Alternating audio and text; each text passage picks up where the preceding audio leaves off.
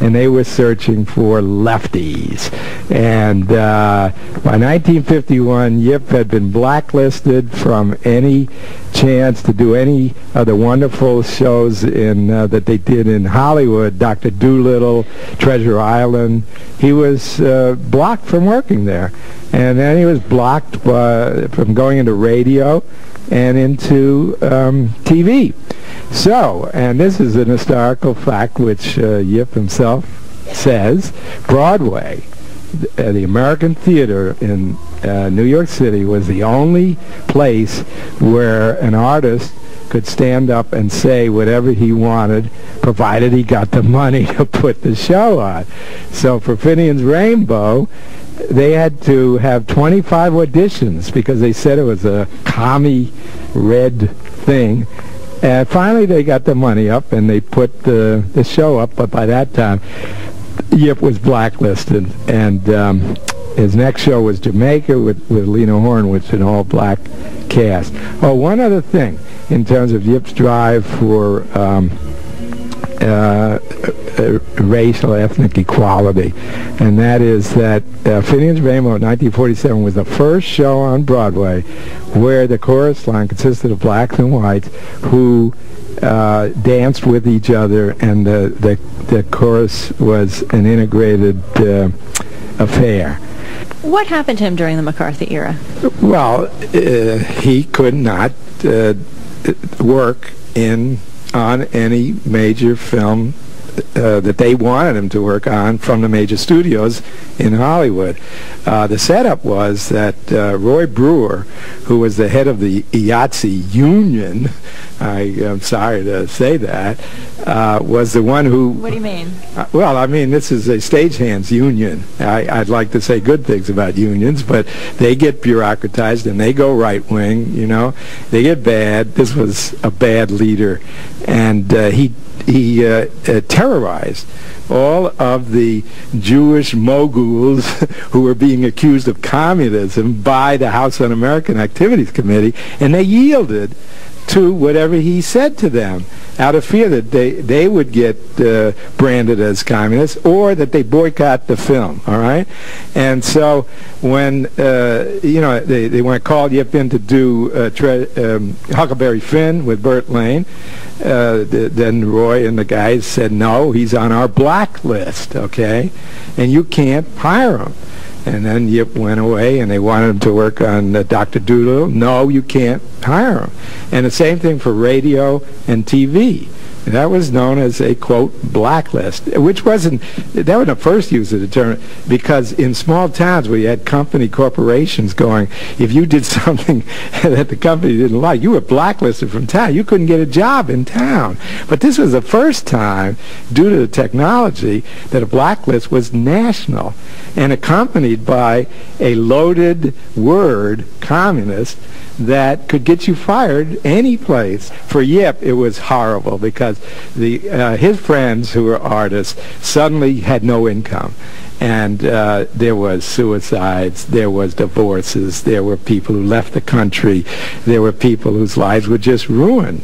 And so Yip supported some of them. Dalton Trumbull, who was one of the Hollywood 10 who were first picked out by the House Un-American Activities Committee to go to jail for a year citation. Are you now, or have you ever been, a member of the Communist Party? You know, Yip fronted him with money and so forth. It was a horrible time.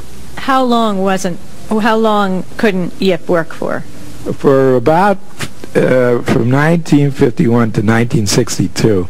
He came back to Hollywood in 1962, and he and Harold Arlen did Gay Paris, which is with Judy Garland. She asked them to come back, and it's a cult animated cartoon now, which you can get in your video.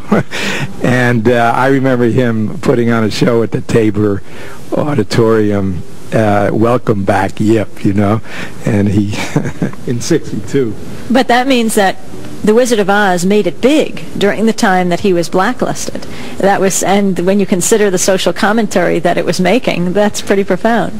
Yeah, but I don't think hardly anyone knows the political symbolism underneath the Wizard of Oz, because, again, it's a thing that happens in Finian's Rainbow, even though, as Peter Stone, a noted playwright on Broadway, said it's the only socialist tract ever on Broadway, all right?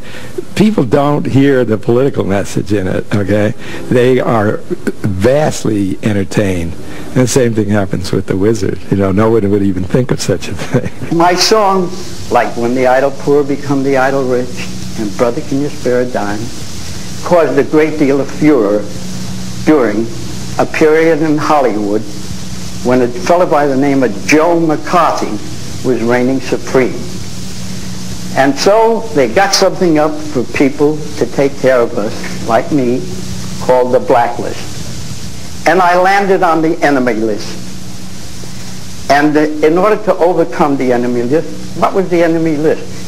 Well, it said one that you were a red, another one that you were a blue nose, and the other one that you on the blacklist.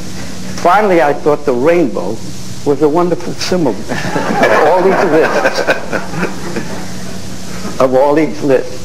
In order to overcome the enemy list and this rainbow that they gave me the idea for, I wrote this little poem. Lives of great men all remind us greatness takes no easy way. All the heroes of tomorrow are the heretics of today. Socrates and Galileo, John Brown, Thoreau, Christ, and Debs heard the night cry, down with traitors, and the dawn shout, up the Rebs. Nothing ever seems to bust them. Gallows, crosses, prison bars. Though we try to readjust them, there they are among the stars.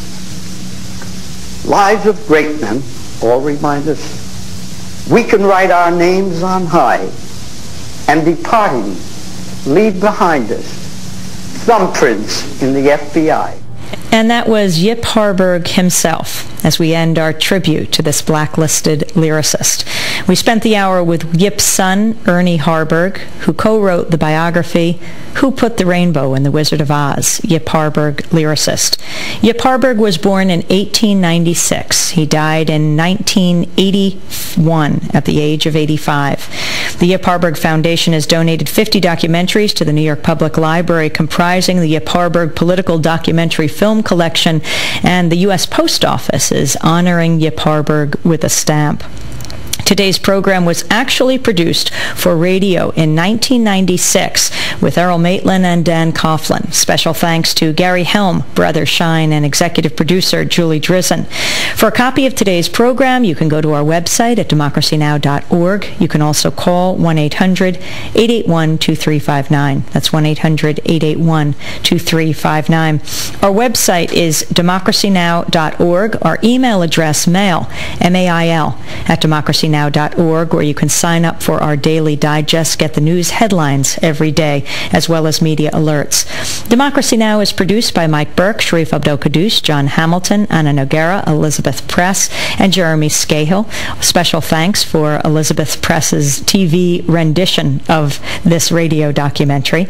Also thanks to Uri Galed, Angela Alston, Orlando Richards, John Randolph, Chris Zucker, Karen Ranucci, Dennis Moynihan, Isis Phillips, Jenny Filipazzo, and so many who make this program possible. I dedicate today's show to my late dad, George Goodman, the original Yippie. I'm Amy Goodman. Thanks for joining us. Follow